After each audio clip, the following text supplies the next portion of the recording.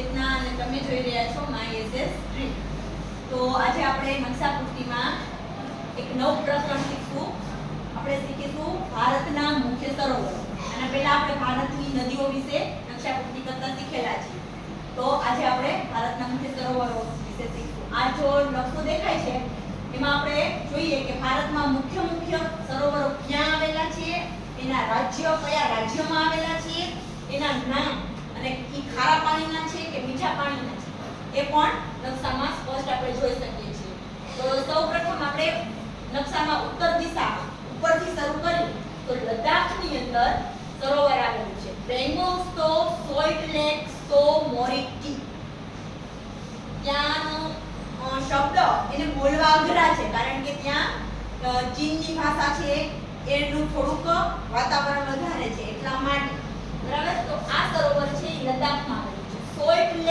Salt lake નો અર્થ શું થાય? Salt lake નો અર્થ થાય ખારા પાણીનું સરોવર. બરાબર. તો લદ્દાખમાં જે સરોવર આવેલું છે કેવું છે? ખારા પાણીનું સરોવર. ત્યાર પછી આપણે જમ્મુ કાશ્મીરમાં જઈએ. જુઓ, જમ્મુ કાશ્મીરમાં બે સરોવર આવેલા છે. કયા કયા? એક દલ અને એક બુલર. બરાબર. દલ અને બુલર આ બંને સરોવરો છે કેવા છે? મીઠા પાણીના છે. બરાબર. મીઠા પાણીના સરોવર. એમાંથી બુલર સરોવર છે એ સૌથી મોટું, ભારતનું સૌથી મોટું મીઠા પાણીનું સરોવર છે બુલર સરોવર. અને પરીક્ષામાં પણ સૌથી વધુ પૂછાય છે કે બુલર સરોવર ક્યાં આવ્યું. ત્યારબાદ પૂછાય છે ખારા પાણીનું સૌથી મોટું સરોવર ચિલ્કા સરોવર. ચાલો, ચિલ્કા સરોવર છે એ કયા રાજ્યમાં છે? બોલો અક્ષરભાઈ. ઓડિશા. ચિલ્કા સરોવર ઓડિશામાં છે. સરસ, વેરી ગુડ. ચિલ્કા સરોવર ઓડિશામાં છે અને ઈ કેવું છે? ખારા પાણીનું છે. સરસ. ત્યારબાદ આપણે જોઈએ સાંભર સરોવર. નકશામાં આપણે સાંભર સરોવર કયા રાજ્યમાં જોઈ શકીએ છીએ? રાજસ્થાન. બરાબર. પુષ્કર અને સાંભર જે ભારતનું સૌથી મોટું ખારા પાણીનું સરોવર છે સાંભર સરોવર. ડીડવાના અને ઢેબર એ પણ બે સરોવર છે, હજી રાજસ્થાનમાં છે. ચાર સરોવર છે, ચારે ચાર ખારા પાણીના સરોવર છે. પુષ્કર, સાંભર, ડીડવાના અને ઢેબર. બરાબર. ચાલો, ત્યાર પછી આપણે જોઈએ ગુજરાતમાં છે નળ સરોવર. પક્ષી અભયારણ્ય જ્યાં છે તે નારાયણ સરોવર. નળ સરોવર અને નારાયણ સરોવર બે આવેલા છે. આપણે કચ્છના પ્રવાસે ગયા ત્યારે કયું સરોવર જોયું હતું? નારાયણ સરોવર. આપણે નારાયણ સરોવર જોયું. સરસ. કચ્છમાં આપણે ગયા હતા. સરસ. ચાલો, ત્યાર પછી મહારાષ્ટ્રમાં છે લોનાર સરોવર અને કોયના સરોવર.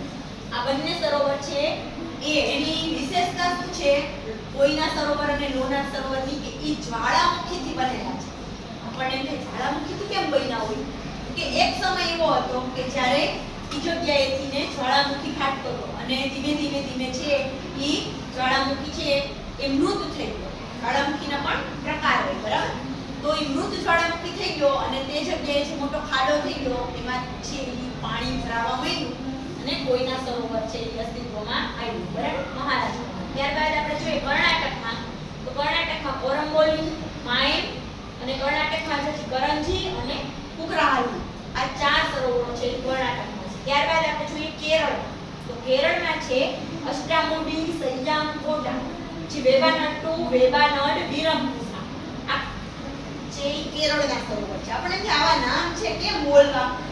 મલયાલમ ભાષા કેરળમાં બોલાય ને, તો એ લોકોના જે નામ હોય ઈ એના જેવા જ હોય એટલા માટે.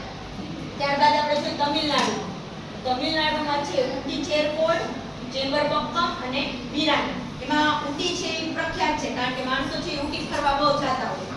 બરાબર. પણ ઉટી છે પ્રખ્યાત કઈ રીતે છે કે ઉટીમાં સરોવર છે. ઈ સરોવરના નામથી છે પ્રખ્યાત છે. બરાબર. ત્યારબાદ ઉપર જઈએ આંધ્રપ્રદેશ. તો આંધ્રપ્રદેશમાં કોલેરુ, હુસેનસાગર, નાગાર્જુન સાગર, નિઝામ સાગર, પુલિકોટ અને હિમાયત સાગર. આટલા સરોવર છે. હવે આપણે કે આટલા સરોવરમાંથી ને કૃત્રિમ અને કુદરતી બે પ્રકારના જો સરોવર હોય તો એમાં આ આંધ્રપ્રદેશમાં હુસેનસાગર, નાગાર્જુન સાગર અને નિઝામ સાગર અને હિમાયત સાગર આ ચાર છે ને કૃત્રિમ છે. કૃત્રિમ એટલે માણસોએ પોતે છે ઈ ખોદીને બનાવેલા. જ્યારે નદીઓનું પાણી વહી જતું હોય તો એ પાણીને બચાવવા માટે માણસોએ ખોદીને તૈયાર કરેલા આ ચાર મોટા સરોવર છે. ત્યારે પણ આંધ્રપ્રદેશમાં પાણીની કમી ન થાય એટલા માટે. બરાબર. ત્યારબાદ આપણે જોઈએ મણિપુર. મણિપુરમાં છે લોકટક, એટલે તરતા ટાપુઓનું સરોવર છે, લોકટક સરોવર. તરતા ટાપુઓ એટલે કે એની ફરતે જમીન વિસ્તારની ફરતે પાણી હોય એને ટાપુ કહેવાય. ખબર છે ને આપણે ચારે બાજુ પાણી હોય. તો ચારે બાજુ પાણી હોય એને તરતા ટાપુનું સરોવર છે. બરાબર. ત્યારબાદ આપણે જોઈએ તો પોઝ કરીને સુધી આપણે જોયું આ મણિપુર. ચાલો સિક્કિમમાં ત્યાંગત્સો, ખેંચિયોપાલી, સિક્કિમમાં આ બે સરોવર આવેલા છે. ત્યારબાદ આપણે ઉત્તરાખંડમાં જોઈએ તો નૈનીતાલ, ભીમતાલ, નિકુચિયાતાલ, રૂપકુંડ અને સતતાલ આ ઉત્તરાખંડની અંદર આવેલા જે સરોવરો છે. આ બધા કુદરતી સરોવરો છે. ઉત્તરાખંડની અંદર હિમાલય રેન્જ એટલે હિમાલયની પર્વતમાળામાંથી બરફ ઓગળી અને પાણી આવતું હોય તો એ કુદરતી મીઠા પાણીના સરોવરો છે એ રચાતા હોય છે. ત્યારબાદ આપણે હિમાચલ પ્રદેશમાં જોઈએ તો ચંદ્રા, ગોવિંદ